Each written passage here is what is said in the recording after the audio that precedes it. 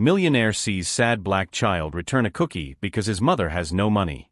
And does something beautiful. These types of people always try something like this. Keep a close eye on them. Manager Steve Morrison's voice cut through the air of the supermarket like a knife, directed straight at the mother and son who were discreetly trying to return a packet of cookies to the shelf. The 6-year-old boy held the package with both hands, his big eyes shining with restrained tears while his mother, a night shift nurse, mentally calculated every penny in the almost empty cart. It was Thursday night, payday eve, and the $15 they had left needed to last until the end of the month. "Mommy, I really don't want the cookies," little Jamal murmured with heartbreaking maturity, carefully returning the package to the shelf. His mother Diamond closed her eyes for a second, taking a deep breath so she wouldn't cry in front of her son. Across the aisle, a 40-year-old man watched the whole scene with calculated attention. Marcus Thompson, dressed in simple clothes and a worn cap, looked like just another ordinary customer doing his evening shopping. No one would have guessed that he owned one of the largest supermarket chains on the East Coast, much less that he was there in disguise, investigating reports of racial discrimination in his own stores. Steve Morrison approached the aisle with 2 security guards, his eyes fixed on the black family with obvious suspicion. "Can I help you with anything?" he asked in a condescending tone that made Diamond cringe involuntarily. It was the kind of help she knew all too well. "No sir, just finishing our shopping," she replied with forced politeness, pushing the cart toward the checkout. But Morrison discreetly blocked the way, pretending to organize products on the shelf while muttering something to the security guards about keeping an eye on this family. Marcus watched every movement, every glance, every unspoken word. His fists clenched involuntarily as he saw the fear in Diamond's eyes and the innocent confusion on Jamal's face, who didn't understand why these men were looking at them as if they were criminals. Over the past 3 months, Marcus had received multiple complaints about this particular store in Brooklyn. Differential treatment, unnecessary following of black customers, abusive searches for no reason. He had been investigating personally, but had never witnessed anything so blatant. Morrison followed the family to the cash register, instructing the employee with meaningful glances. "Make sure you check everything thoroughly," he said loudly enough for other customers to hear, creating an atmosphere of suspicion that made Diamond blush with humiliation. When Diamond scanned the few items, bread, milk, pasta, and some canned goods, the total came to exactly $14.87. She carefully counted out the crumpled bills and a few coins, her hands trembling slightly under the intimidating gaze of Morrison and the security guards. "Mom was able to pay for everything," Jamal whispered with relief, holding tightly to his mother's skirt. Diamond forced a smile, picking up the bags while Morrison continued to watch them like a predator. It was then that Marcus quietly approached the line, his mind already formulating something that would make that arrogant manager bitterly regret every act of discrimination he had committed. He had come to investigate, but now he had a much more personal mission. At that moment, watching a hardworking mother being humiliated simply because of the color of her skin, Marcus decided that Steve Morrison was about to find out exactly who he was messing with. What Morrison didn't know was that his career, his reputation, and his comfortable life were about to fall apart in a way he could never have imagined. After all, when you discriminate against the wrong family in front of the wrong person, the universe has a very special way of settling the score. If you are enjoying this story of justice and overcoming adversity, don't forget to subscribe to the channel, because what Marcus did next not only changed that family's life, but completely rewrote the rules of the game. Morrison followed Diamond and Jamal to the parking lot, whispering instructions to the security guards as if it were a military operation against 2 dangerous criminals. "Keep your distance, but stay alert. These guys always come back to try something." Diamond felt the weight of their stares as she placed the bags in the back seat of her used car. Jamal asked innocently, "Mommy, why are those men following us?" She closed her eyes, taking a deep breath. "How do you explain racism to a 6-year-old? Just get in the car, sweetheart," she murmured, trying to stay calm as Morrison made a point of writing down her license plate number in a notebook, loud enough for other customers to see. Marcus watched everything from his own car, discreetly recording it with his cell phone. Every movement, every word, every look of contempt was being documented. But that was just evidence. What really fueled his determination was a memory from 25 years ago.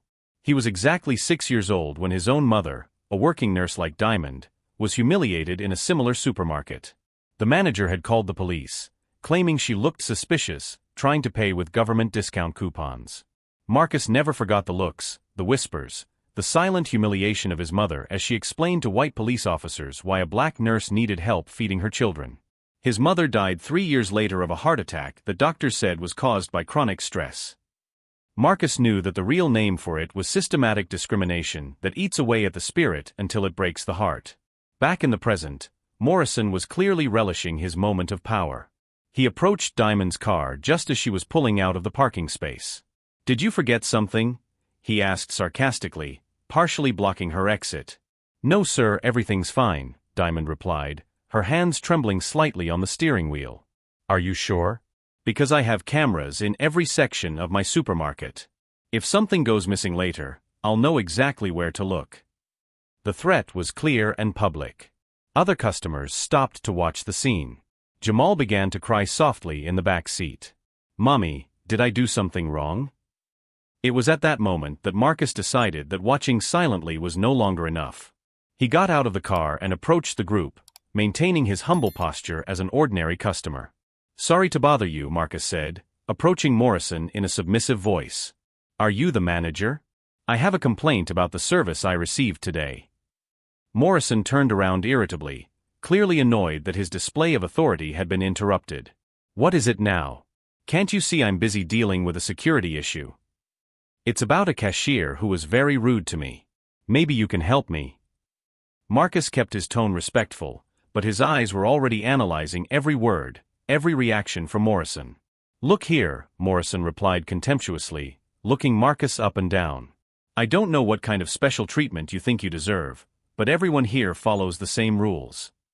What Morrison didn't realize was that every prejudiced word was being recorded, every discriminatory attitude was being documented. He was digging his own grave with arrogance that would soon turn into absolute panic. "I understand perfectly," Marcus replied with a seemingly resigned smile. "People like us don't really deserve special treatment, do we?" Morrison smiled with satisfaction, interpreting this as submission. "Exactly. Now, if you'll excuse me, I have important things to do." As Diamond finally managed to leave the parking lot with Jamal still crying silently, Morrison returned to the store with a sense of accomplishment. Another day defending his store against that kind of people. What Morrison didn't know was that the humble man in simple clothes he had just dismissed was the owner of 47 supermarkets in 5 states, including the one where he exercised his small reign of discrimination. Marcus returned to his car, checking the recordings on his phone. Crystal clear audio, perfect video, all properly documented with date and time. But that was just the beginning. He called his personal lawyer. "James, I need a favor. I want you to sue that family that was discriminated against today. No, you didn't misunderstand. I want you to represent them pro bono against my own company." Morrison had just humiliated the wrong family, in front of the wrong person, at the wrong time. And the most ironic thing was that he had done it with such arrogance that he didn't even ask the name of the man who was documenting every second of his future downfall. The storm approaching Steve Morrison would be more devastating than anything his small prejudiced mind could imagine, and he had created the very evidence that would destroy him. The following Monday, Marcus returned to that same store, but this time accompanied by his lawyer James Rodriguez and a private investigator specializing in discrimination cases. They strategically split up throughout the supermarket, each documenting different aspects of Morrison's systematic behavior. "We need more evidence before we act," James explained discreetly in the parking lot. "An isolated incident can be contested. We need to prove that it's a pattern of behavior." Marcus nodded, but his eyes were fixed on the store entrance where he had just seen Morrison instructing security guards on how to identify problematic customers, a thinly veiled euphemism that everyone understood perfectly well. For 3 weeks, Marcus's undercover operation documented a shocking reality. Morrison not only discriminated against black customers, he had created an informal system of codes among employees. Code 15 meant discreetly following black families through the aisles. Double check meant searching only the bags of customers of a certain color. The investigator managed to record conversations in which Morrison instructed new employees.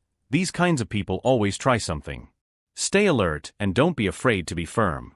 The corporation supports employees who protect the company's interests." Meanwhile, Morrison had become even bolder in his actions. He went so far as to install extra cameras only in sections frequented by minority families, justifying it to employees as a necessary preventive measure.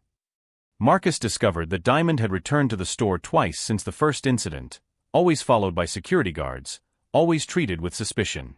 On her second visit, Morrison even asked her to empty her purse completely in front of other customers, claiming that the metal detector had gone off, a blatant lie that deeply humiliated the nurse. "Mom, why do they always do this to us?" Jamal asked after the second public humiliation. Diamond had no answer. How do you explain to a child that some people judge others by the color of their skin? That's when Marcus decided to accelerate his plan. He sought out Diamond at the hospital where she worked, initially introducing himself only as someone who witnessed what happened at the supermarket. "I know this may sound strange," Marcus said carefully in the hospital cafeteria, "but I would like to help you with a legal issue related to the treatment you received at the store." Diamond looked suspicious. "We can't afford lawyers." "You don't need to. I know an excellent lawyer who would work pro bono on your case. You and your son were victims of clear and systematic discrimination." As they talked, Marcus noticed how Diamond held her head high despite everything. Just like her mother had done decades ago. The same unshakable dignity in the face of injustice. "Why are you doing this?" Diamond asked. "You don't know me." Marcus hesitated before answering. "Because I've been where you are. And because some injustices need consequences." During those weeks of preparation, Morrison continued to escalate his arrogance. He even created a WhatsApp group with other managers in the chain, sharing tips on how to deal with problematic customers. The messages that the investigator managed to intercept were shocking to any decent person. "These guys always complain about discrimination when they're caught doing something wrong," Morrison wrote in one message. "The key is to document everything and not give in to political correctness." In another even more explicit message, "I'd rather lose a few undesirable customers than have security issues. You know what I'm talking about." What Morrison didn't know was that every message, every discriminatory instruction, every act of prejudice was being meticulously documented by a team he never imagined existed. Marcus also discovered that Morrison had recently been promoted precisely for significantly reducing theft rates in his store, a statistic he had manipulated through the systematic intimidation of black families, causing many to simply stop patronizing the establishment. "He is literally being rewarded for discriminating," James explained to Marcus during one of their strategy meetings. "That makes the case even stronger. The company is encouraging discriminatory behavior through promotions." The investigation revealed something even more shocking. Morrison had risen through the ranks of the company by following exactly this strategy in 3 different stores over 5 years. Always the same pattern, always the same improvements in the numbers through the same discriminatory methods. Marcus felt a cold anger rising in his chest. Morrison wasn't just a prejudiced manager, he was a systematic predator who had turned discrimination into a lucrative career. In the 3rd week of the investigation, something extraordinary happened. Jamal found Marcus in the supermarket parking lot. "You're the man who helped my mom that day," said the boy with his big, intelligent eyes. "Mom said there are good people in the world who help when things get tough." Marcus knelt down to be at the boy's height. "Your mother is right. And you are a very brave boy." "I'm going to grow up and build supermarkets where everyone is welcome," Jamal declared with the seriousness of someone who had already decided on his life's purpose at the age of 6. At that moment, Marcus knew that his mission had become much more than personal revenge or professional justice. It was about ensuring that no child had to grow up thinking they deserved to be treated like a criminal simply for existing. Morrison continued his activities without the slightest suspicion that a perfect storm was brewing around him.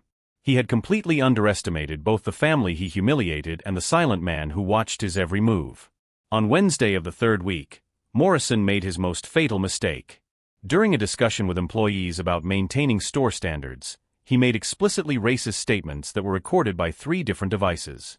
"I'm not going to pretend that all customers are equal," Morrison said with utter arrogance.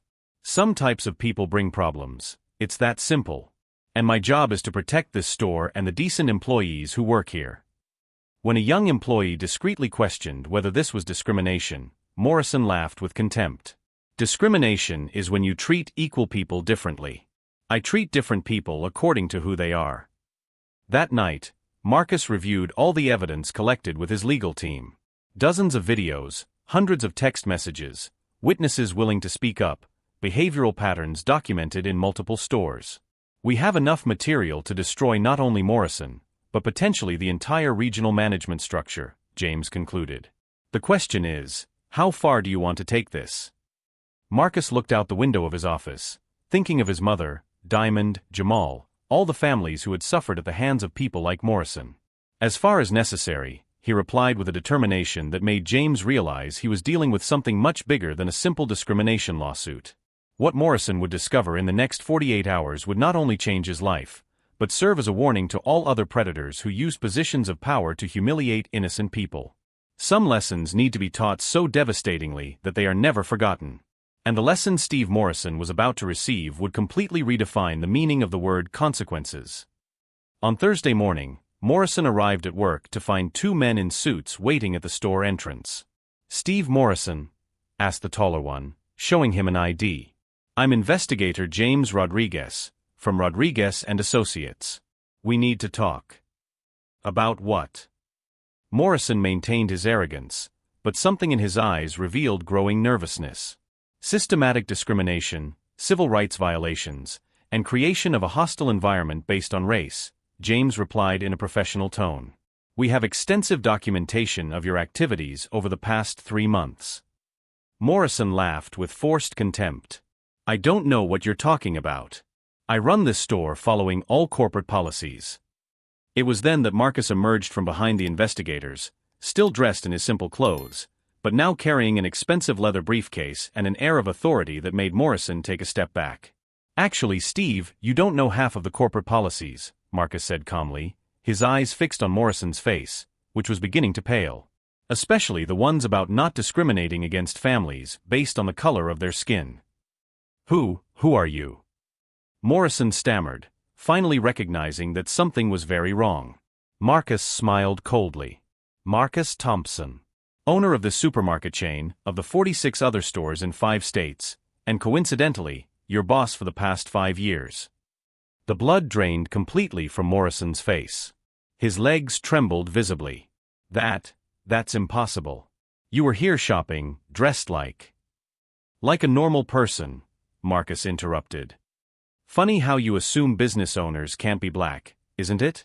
Particularly revealing considering the other assumptions you make about people who look like me." James opened his briefcase, pulling out a stack of documents. "Mr. Morrison, would you like to review some evidence we've collected? Starting with the video recordings where you instructed employees on how to identify problem customers." Morrison tried to regain his composure. "This is a misunderstanding. I follow standard security protocols." "Protocols like this?" Marcus activated his phone, playing the crystal-clear recording of Morrison's voice. "These types of people always try something. Stay alert and don't be afraid to be firm." Employees who had arrived for the morning shift began to gather, watching the scene with growing fascination. Morrison looked around, realizing that his humiliation was being witnessed by everyone he had ruled with an iron fist. "Or maybe you prefer this text message you sent to other managers?" James read aloud, "I'd rather lose a few undesirable customers than have security issues. You know what I'm talking about." "And let's not forget," Marcus added with growing satisfaction, "the explicit instructions you gave about codes to target specific families. Code 15, double-check, a whole organized system of racial discrimination." Morrison began to sweat profusely. "You can't prove that this was racially motivated." "We can't." Marcus signaled to the investigator who emerged from the shadows carrying a laptop. "Let's show the statistics then. In the last 6 months, under your management, 89% of security checks were conducted on Black and Latino customers, even though they represent only 31% of the clientele." The laptop screen displayed devastating graphs, numbers that didn't lie, patterns that couldn't be explained by chance. "In addition," the investigator continued, "we have 47 witnesses willing to testify about differential treatment, including employees whom you personally instructed on how to protect the store from certain types of customers." Morrison looked around desperately, searching for a way out, but he was surrounded by irrefutable evidence and faces that watched him with a mixture of shock and disapproval. "The family you humiliated 3 weeks ago," Marcus continued relentlessly, "Diamond Johnson and her son Jamal, filed a federal lawsuit against you and the company this morning. Racial discrimination, creation of a hostile environment, and emotional distress." "They can't afford lawyers," Morrison protested desperately. Marcus smiled with a coldness that made Morrison take another step back. You're right. They can't. But I can. And my law firm will be representing them pro bono in a $20 million lawsuit against you personally. The revelation hit Morrison like a hammer. $20 million. His house, his cars, his savings, his retirement, everything would be devoured by legal costs even if he won the case, which clearly wouldn't happen with so much evidence. But wait, there's more, James interjected with judicial cruelty. Your recent promotion to regional manager? Revoked, effective immediately. Your job? Terminated. Your references? Well, let's just say it will be difficult to find work in the industry once word of your discriminatory practices gets out. Morrison finally panicked completely. You can't do this. I have a family. I have mortgage payments. Funny, Marcus observed with cutting irony, you didn't think about Diamond's family when you humiliated her in front of her son. You didn't consider their financial difficulties when you treated them like criminals simply for existing. The investigator added another devastating blow. We also contacted the other supermarkets where you previously worked. They are reopening investigations into your practices following our findings. It appears that you have turned discrimination into a career strategy in at least 3 different cities. Morrison collapsed into a nearby chair, his empire of arrogance completely destroyed. Please, I can change. I can learn. True change, Marcus replied with unshakable dignity, begins with real consequences. For 5 years you used your position to humiliate working families. Now it's time to find out what it's like to be on the other side. At that moment, Diamond and Jamal entered the store accompanied by another lawyer. Morrison looked at them with desperate eyes, but found only the serene dignity of people who would finally see justice done. Jamal, Marcus knelt down to the boy's height. Remember when you said you wanted to build supermarkets where everyone was welcome? The little boy nodded shyly. Well, today you helped ensure that this place becomes just that. The employees began to applaud spontaneously. Many had been forced to follow Morrison's discriminatory instructions against their own conscience, and now they saw justice being served in a complete and satisfying way. Morrison was escorted out of his own store in total disgrace, his career over, his reputation destroyed, facing lawsuits that would haunt him for the rest of his life. The man who had used his power to humiliate innocent families now walked toward his own car with his head down, stripped of everything. As the revelations piled up and the masks fell, one question remained in the air. Was it possible that true justice could really transform not only individual destinies, but an entire culture of discrimination that had long operated in the shadows, protected by the arrogance of those who believed that power and prejudice always went hand in hand? 6 months later, the transformation was impossible to ignore. Diamond had been promoted to nursing supervisor at the hospital, finally receiving the recognition she deserved. Jamal attended an excellent private school, where he was celebrated for his intelligence and kindness, not judged by the color of his skin. Marcus had implemented a revolutionary program in all 47 of his stores, mandatory diversity training, artificial intelligence cameras to detect discriminatory behavior, and an anonymous reporting system that resulted in the dismissal of 16 prejudiced employees in different states. Uncle Marcus, Jamal said during a dinner at the businessman's house, you kept your promise. Now we have supermarkets where everyone is welcome. The friendship that blossomed between Marcus and the Johnson family transcended any social differences. Diamond discovered that Marcus had been a widower for 3 years, having lost his wife in a car accident. They became an unlikely but genuine family, united by the shared experience of turning pain into purpose. The lawsuit against Morrison netted Diamond $2.8 million, far more than she had ever dreamed of having. She used part of the money to create a foundation that offered scholarships to the children of low-income nurses, especially black children who faced educational discrimination. As for Steve Morrison, his downfall was as complete as it was deserved. No company in the industry would hire him after the public exposure of his discriminatory practices. He lost his house, his car, and even the pension he had built up over years of his career. His own children, humiliated at school by the headlines in the newspapers, refused to speak to him.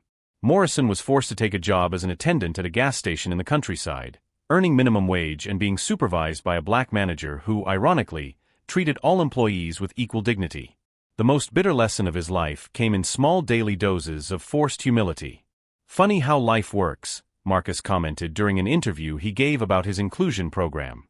Morrison spent years humiliating people because he believed that power and prejudice would protect him.